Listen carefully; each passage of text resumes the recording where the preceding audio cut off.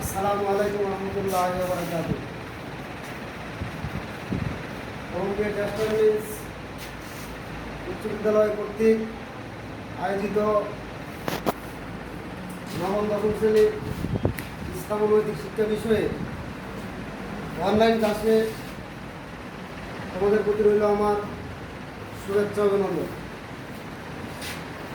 সুপ্রিয় শিক্ষার্থীবৃন্দ, আশা করি এই করোনার পরিস্থিতিতে প্রত্যেকের নিজ নিজ বাসাবাড়িতে নিজ নিজ অবস্থানে সবাই ভালো আছো।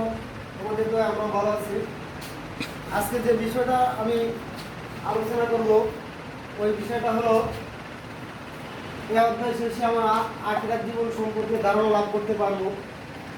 1 নাম্বার, কবর সম্পর্কে জানতে পারবো, আসর সম্পর্কে জানতে পারবো, জান্নাত সম্পর্কে জানবো, জাহান্নাম সম্পর্কে আমরা ধারণা লাভ করতে পারবো, মিজান সম্পর্কে আমরা ধারণা লাভ করতে পারবো, সিরাত সম্পর্কে আমরা ধারণা লাভ করবো ইনশাআল্লাহ।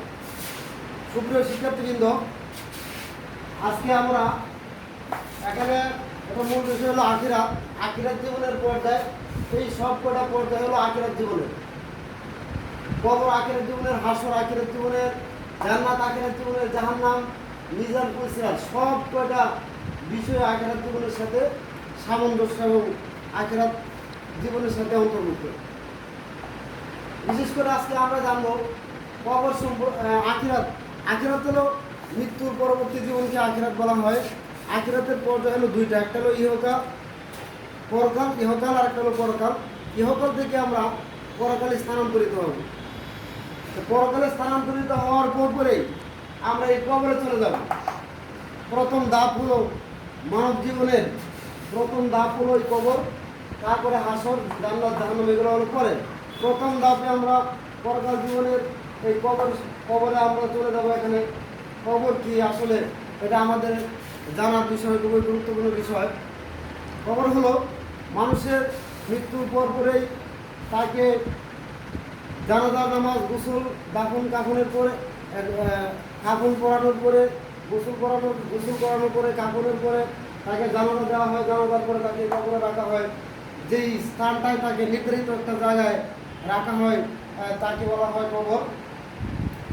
কবরটা মূলত কারোর জন্য একটা জান্নাতের বাগান, আবার কারো কারোর জন্য একটা জাহান্নামের একটা গর্ত হবে, যার ভয়াবহতা সম্পর্কে কেউ জানে না, একমাত্র আল্লাহ ছাড়া আর কেউ জানে না। লাশটা যখন কবরে রাখা হয় তখন একজন ফেরেশতা আছে। ওই ফেরেশতা আসার পরেই, মুনকারমুকির ফেরেশতা আসার আগেই, লাশ রাখার পরে আল্লাহ তাআলার পক্ষ থেকে রূহ চলে আসে তার মনের মধ্যে। রূহ চলে আসার পরে ওই মৃতব্যক্তি উঠে একবার বসে পড়ে সে খুঁজতে থাকে, কিছুই দেখতে পায় না। এমন অন্ধকার আর অন্ধকার, সে কিছুই খুঁজে পায় না, কিছুই দেখতে পায় না। ঠিক এই মুহূর্তেই একজন ফেরেশতা আসে। ওই ফেরেশতার নাম হলো রোমান ফেরেশতা। এই রোমান ফেরেশতা আয়সা তাকে বলে, এই বান্দা তুমি লিখো, তুমি লেখা শুরু করো। সুপ্রিয় শিক্ষার্থীবৃন্দ, আশা করি আমার ক্লাস তোমরা শুনবে। ওই রোমান নামক ফেরেশতা আয়সা তাকে বলা হয় তুমি লিখো। সে বলবে আমি কি লিখবো? তোমার জীবনে যা করেছো পাপ পুণ্য, এই দুনিয়ার জিন্দগিতে তুমি যা পাপ পুণ্য করেছো সব কিছু তুমি লেখো। আমি লিখবো, আমার কাছে কলম নাই, আমার কাছে তো কাগজ নাই, আমি কি দিয়ে লিখবো, কিভাবে লিখবো? তখন এই রোমান ফেরেশতা তাকে ধমক দিবে এবং বলবে, ওই কাপড়ের কাপড় থেকে তোমার একটু কাপড় ছিঁড়ে নাও, আর ওই আঙ্গুল দিয়ে তুমি কলম বানাও, আর মুখের লালা দিয়ে তুমি কালি বানায় তুমি লিখতে থাকো, তুমি তাড়াতাড়ি লেখা শেষ করো। তখন ওই ফেরেশতা শুধু খালি তার ভালো কাজগুলো সব লিখে ফেলবে, কিন্তু গুনাহ একটাও লিখবে না। গুনাহ লিখলেই তো ধরা, ঠিক না? তার ভালো কর্মগুলো সবাই সে লিপিবদ্ধ করবে, গুনাহগুলো সে একটাও লিখবে না। রোমান ফেরেশতা দেখবে শুধু খালি ভালো কাজ আর ভালো কাজ, একটা গুনাহও নাই। ওই বান্দাকে রোমান ফেরেশতা জিজ্ঞাসা করবে, তুমি শুধু তোমার নেক আমলগুলো তুমি লিপিবদ্ধ করেছো, লিখছো, কিন্তু তুমি গুণাগুলো একটাও তুমি লেখো নাই। তার কারণ কি? তখন সে কোনো কথা বলবে না, কোনো জবাব দিবে না। ওই ফেরেশতা তাকে ধমক দিবে, ধমক দেওয়ার পরে সে কাঁদতে থাকবে আর কাঁদতে থাকবে আর লিখতে থাকবে তার জীবনে যত গুনাহ করেছে। ওমাই ইয়ামাল মিসকালা যাররাতিন খায়রান ইয়ারা ওমাই ইয়ামাল মিসকালা যাররাতিন শাররান ইয়ারা। সে বিন্দু পরিমাণ গুনাহ যদি করে থাকে সেটাও লিখতে হবে, বিন্দু পরিমাণ যদি নেক আমল করে থাকে সেটাও সে লিখবে, কোনো মাপ নাই। যেমন ফেরেশতা তার লেখা শেষ হওয়ার পরে ওই কাগজটা, ওই কাপড়টা এরকম ছোটো করে তার কাপড়ের কাপড় দিয়ে গলার মধ্যে পেঁচায় ধুলায়া রাইকা চলে যাবে। এরপরে আসবে মুনকার এবং নকির ফেরেশতা, যাদের উচ্চতা হবে আকাশ এবং জমিন। আর তাদের বডি কেমন হবে? তারা হবে বিশাল আকারের চক্ষু বিশিষ্ট, এক কথা আর যাই ফেরেশতা।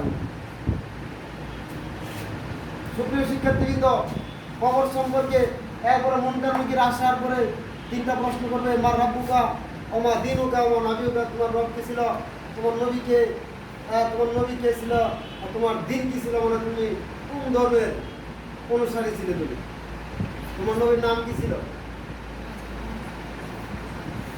এগুলা জিজ্ঞাসা করবে। জিজ্ঞাসা করার পরে যদি তার কাজকর্ম ভালো হয় তাহলে সে সুন্দরভাবে জবাব দিবে মা রাব্বুকা ওমা দীনুকা ওমা নবিয়ুকা, সংক্ষিপ্তভাবে সে সুন্দর করে জবাব দিয়ে দিবে।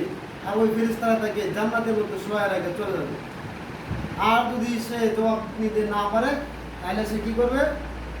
জাহান্নামের বিছানা বিছিয়ে দেওয়া হবে, তাকে কবরে জাহান্নামের পোশাক পরিধান করানো হবে এবং তাকে ওই জাহান্নামে রেখে ফেরেশতারা চলে যাবে। সুপ্রিয় শিক্ষার্থীবৃন্দ, আশা করি তোমরা আমার কথা বুঝতে পারতেছ। এই হাসর, কবর, হাসর, জান্নাত, জাহান্নাম, মিজান, সিরাত সম্পর্কে সারা জীবন আলোচনা করলে শেষ হবে না। সংক্ষিপ্ত আলোচনা করলাম কবর, হাসর। হাসর হলো এই দিন, যেই দিন কেউ কারো কোনো উপকারে আসবে না, কেউ কারো উকিল হয়ে উকালতি করতে আসবে না, করবে না। মা বাবাকে চিনবে না, বাবা মাকে চিনবে না, সন্তান বাবাকে চিনবে না, বাবা সন্তানকে চিনবে না, মা সন্তানকে চিনবে না, সন্তান মাকে চিনবে না। হাসরের মাঠে একটা নেকির জন্য একটা লোক দৌড়াইতেছে, সারা মাঠ দৌড়াইতেছে, কারো কাছে পায় না, কেউ দেয় না। একটা নেকি হইলেই সে জান্নাতে যাইতে পারে।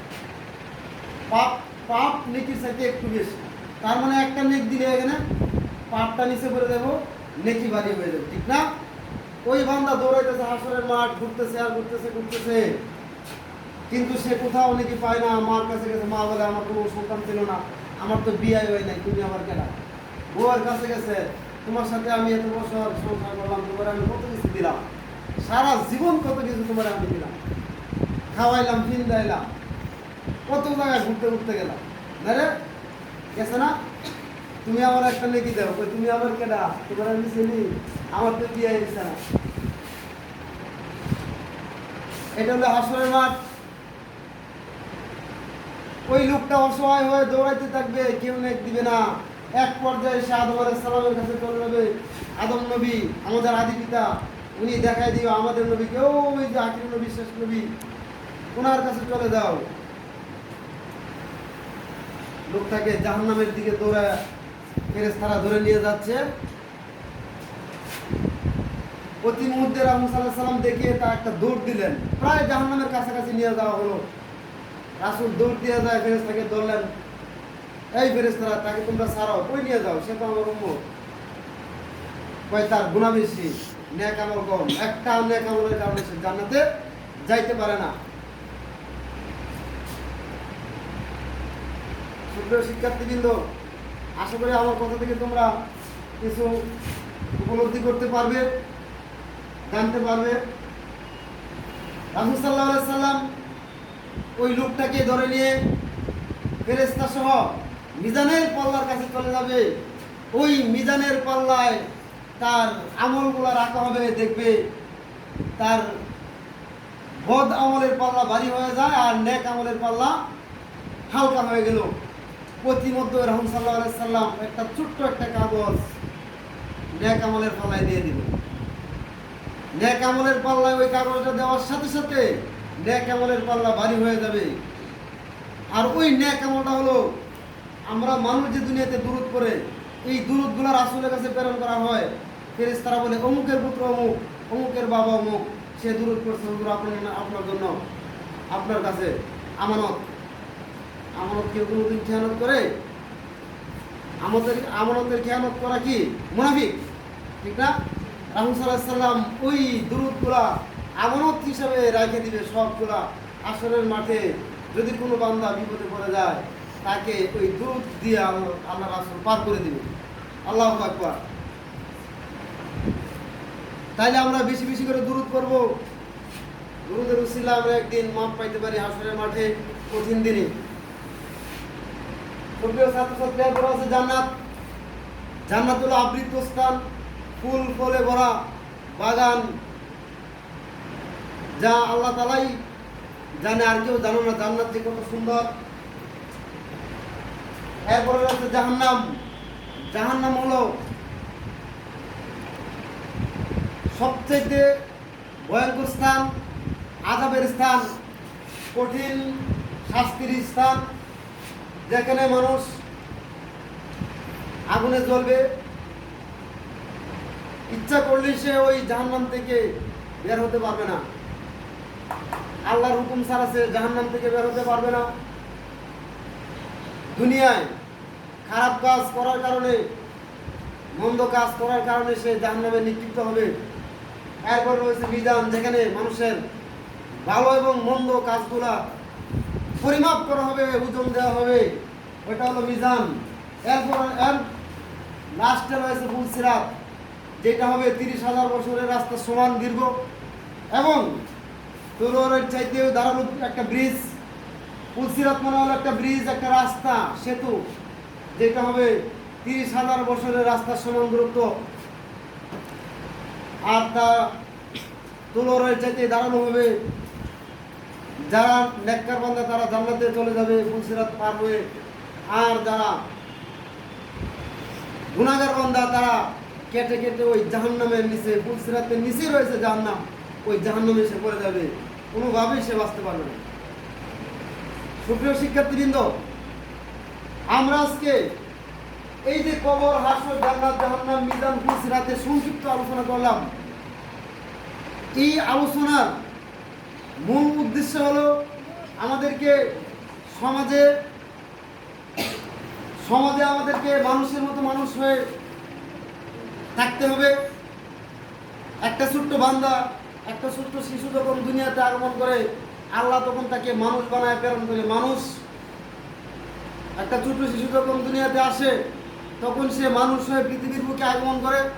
এই শিশু যেমন গুনাহ করতে পারে না, মিথ্যা কথা বলতে জানে না, চুরি করতে জানে না, ব্যভিচার করতে জানে না, মুনাফিকি করতে জানে না, ডাকাতি করতে জানে না, চিন্তাই করতে জানে না, কাউকে গালি দিতে জানে না, হ্যাঁ, জুলুম করতে জানে না, কাউকে ঠকাইতে জানে না। হ্যাঁ, এই শিশু সে হলো একটা মানুষ। প্রথম থেকে আল্লাহ তাআলা মানুষ, ওমা খালাকতুল জিন্না ওয়াল ইনসা ইল্লা লিয়াবুদুন, আল্লাহ তাআলা কোরআন শরীফে বলছে, আমি মানুষ এবং জিন জাতিকে মানুষ হিসেবে আমি দুনিয়াতে প্রেরণ করেছি, আর আমার ইবাদতের জন্য আমি প্রেরণ করেছি। এই ছোট্ট বাচ্চা যেমন সে গুনার কাজ, গুনাহ কী জিনিস বুঝে না, চোখ দিয়ে খারাপ কিছু দেখলেও সে বুঝে না যে এটা আসলে কী জিনিস, সে দেখলেও সে বুঝে না, অনুভব করতে পারে না, অনুভব করে না। হ্যাঁ, এই ছোট্ট শিশু যেমন তার মনে কোনো অসৎ অশ্লীল চিন্তা ভাবনা তার মনে উদয় হয় না, ঠিক তেমনিভাবে এই ছোট্ট শিশুর যে আচরণ তার মতো আমাদের হতে হবে। এই জন্য ছোট্ট শিশুর আচরণ আমরা করবো না, মানে তার ভিতরে রয়েছে সৎ গুণাবলী, তার ভিতরে রয়েছে উত্তম আদর্শ।